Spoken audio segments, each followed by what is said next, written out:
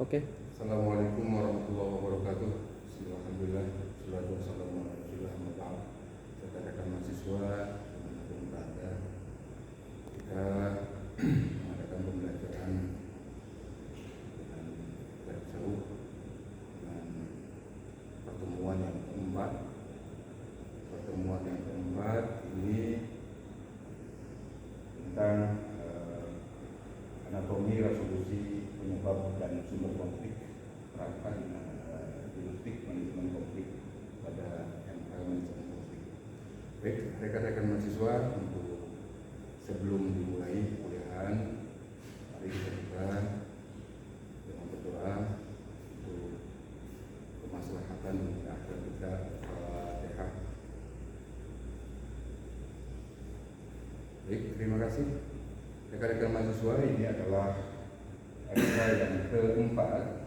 Bapak coba terangkan tentang bahwa konflik itu adalah realitas struktural. Realitas struktural ini, konflik merupakan bagian yang tidak dapat dipisahkan dari kehidupan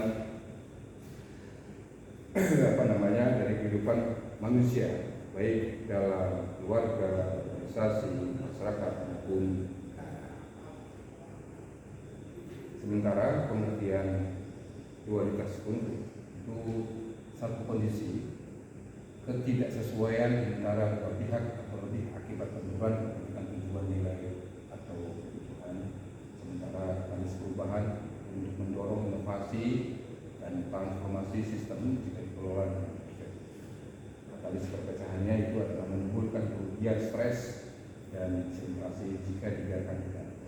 Oleh karenanya, rekan-rekan mahasiswa, Bapak berpesan agar kalian terus menjaga katalitas perubahan, terus menjadi motivator, memberikan inovasi, transformasi, perubahan sistem untuk organisasi agar organisasi itu tetap seimbang dan sesuai dengan tujuan utama organisasi. Next. Nah, segitiga api konflik kerangka analisis ini Bapak terangkan bahwa gesekan langsung atau insiden spesifik yang memicu munculnya ketegangan itu adalah penyebab konflik. Apinya sangat luar biasa. Pada akhirnya yang bisa bersifat konstruktif, mengangkat atau destruktif, itu bisa membakar. Bahan bakar atau sumber konflik itu adalah kondisi struktural atau domain laten atau tempat konflik bersemayam. Biasanya dipengaruhi oleh internal dan eksternal, yang akan Bapak kasih tahu nanti di pertemuan berikutnya, bahwa organisasi itu penuh dengan kepentingan baik itu perilaku individu maupun struktural. Banyak yang skalanya atau sering kali terjadi karena kepentingan pribadi tanpa berdasarkan asas kebersamaan organisasi. Next. Nah, pemantik konflik atau ini biasanya dari kita, dari internal siapa? SDM-nya, pengurusannya. Biasanya yang pertama adalah perbedaan individu. Perbedaan individu ini sudut pandangnya juga akan berbeda. Karakter seseorang juga akan berubah. Karakter seseorang juga berbeda. Kepribadian juga sama. Sikapnya juga nggak akan sama. Oleh karenanya setiap manusia, setiap kepala akan memiliki sudut pandang yang berbeda. Dan itu menjadi sunatullah. Makanya juga itu adalah anugerah dari Allah agar kita sama-sama belajar, saling mengisi antara kekurangan satu dengan yang lainnya. Bapak berikan contoh beda gaya, beda kepemimpinan, beda ritme, beda kerja tim, dan biasanya performance dari seorang leader itu juga memiliki karakter tersendiri. Ya. Jadi jangan disamaratakan antara pemimpin sebelumnya dan hari ini atau lusa. Jangan pernah menamakan itu. Yang kedua, dari kemanusiaan ini dari internal kemanusiaannya, SDM-nya. Yang kedua adalah perbedaan kepentingan. Biasanya tadi juga latar belakang pendidikan pengaruh pada pengelola organisasi. Benturan tujuan hidup atau karir antara pihak saling bersaing. Biasanya tidak terjadi itu senioritas, junioritas. Jadi merasa senior, yang junior juga merasa junior, akhirnya merasa diintimidasi dan sebagainya, sehingga masukan-masukan yang positif buat organisasi itu kadang-kadang dikalahkan oleh pimpinan-pimpinan. Bapak berikan contoh itu perebutan jabatan, persaingan sumber daya. Biasanya posisi-posisi ini penting. Ada posisi pemimpin yang seringkali banyak diinginkan oleh anggota organisasi. Kemudian yang ketiga, perbedaan nilai, keyakinan, gesekan akibat sistem kepercayaan, budaya, ideologi, atau agama yang tidak dikelola dengan baik. Nah, ini juga ada modernisasi agama di sini,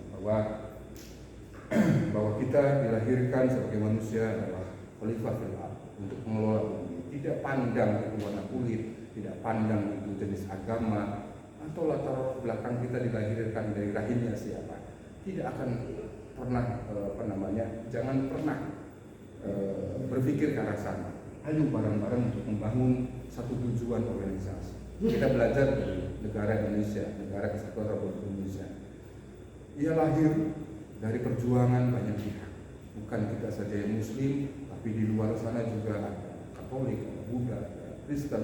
Semua berjibaku, ya, semua berjibaku untuk memerdekakan Republik ini. Jadi jangan pernah menghilangkan sejarah itu dicatat. Jangan pernah bahwa NKRI ini adalah milik bersama.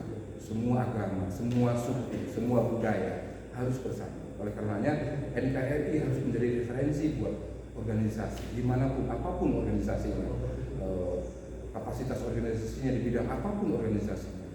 NKRI harus menjadi referensi. Bapak contohkan perbedaan pandangan politik, tradisi masyarakat dan kultural. Nah ini sering terjadi di organisasi. Misalkan budayanya berbeda, budayanya keterbelakangan, misalkan dari sudut orang yang merasa paling tinggi, dan itu bahaya. Karena egosentris akan muncul dan itu bisa akan merusak suatu organisasi, tatanan organisasi, kemudian tujuan akhir organisasi. Next. Nah, pemantik konflik, faktor sistemik, ya, meneruskan tadi bahwa yang keempat adalah komunikasi tidak efektif. Nah, komunikasi ini biasanya hanya satu arah dari atasan ke bawah. Sementara dari bawah juga tidak diberikan ruang untuk memberikan kritikan-kritikan membangun. Tidak ada rapat-rapat musyawarah untuk mufakat. Terserah pimpinan saja. Nah itu juga bom waktu buat organisasi. Biasanya demikian organisasi itu kemudian bubar karena kepentingan hanya kepentingan pimpinan saja. Kemudian yang kelima adalah ketidakjelasan peran. Di sini harus jelas, bukan abu-abu. Jadi job description-nya harus jelas. Pemangku kebijakan seperti hanya ketua, itu fungsinya apa? Sekretaris itu fungsinya apa? Atau wakil-wakil ketua itu sebagai apa? Atau di dalam struktur organisasi di paling bawah misalkan ada departemen atau lembaga, itu juga harus diberikan peran oleh pimpinan organisasi. Jangan sampai mereka hanya, kalau bahasa orang Jawa Barat, tulis tonggong, ya. Tulis tonggong itu hanya menuliskan nama seseorang tanpa konfirmasi, tanpa diminta kesediaan, tanpa adanya job description atau tata kerjanya apa, pertanggungjawabannya seperti apa, kapan, tidak ada. Itu sering terjadi. Biasanya ini untuk kepentingan organisasi agar kelihatannya lebih besar dengan banyak orang, padahal tidak jelas. Nah, contohnya tadi sudah Bapak paparkan, tumpang tindih pekerjaan, pembagian tugas tidak jelas. Kayak Bapak tadi paparkan, semuanya harus jelas. Kemudian yang keenam adalah keterbatasan sumber daya. Kelangkaan aset, memaksa kompetisi, agresi, zero sum key. Jadi siapa yang kuat, dia nah itu bahaya. Karena di kita organisasi modern biasanya tidak melihat sejauh mana dia memiliki sumber daya manusia, latar belakang pendidikan atau ekonomi yang luar biasa. Tidak. Di organisasi modern tidak pernah melihat itu, tetapi dia melihat tentang sumber daya manusia. Entah dilahirkan dari rahimnya siapa, agamanya apa. Kalau memiliki potensi untuk menjadi leader, harusnya open buat mereka. Nah, ini peluang buat para mahasiswa yang hari ini belajar bagaimana terus berjuang, menggali ilmu pengetahuan. Di samping itu juga pengalaman organisasi. Bapak kualitatif bahwa kalian jangan pernah merasa paling berpendidikan, karena ada di luar sana yang lebih kompetensinya lebih dari Anda. Next. Nah, bahan bakar laten skala mikro atau meso ini biasanya internal individu, antar kelompok. Lagi-lagi konflik juga dikategorikan menjadi 3 ini. Indikatornya internal individu, pertentangan dengan diri seseorang antara kebutuhan, nilai atau tujuannya.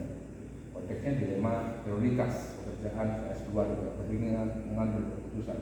Nah, ini juga sering kali para anggota organisasi juga kebingungan mana prioritas, apakah organisasi dulu, apakah masyarakat dulu, apa kemudian keluarga dulu.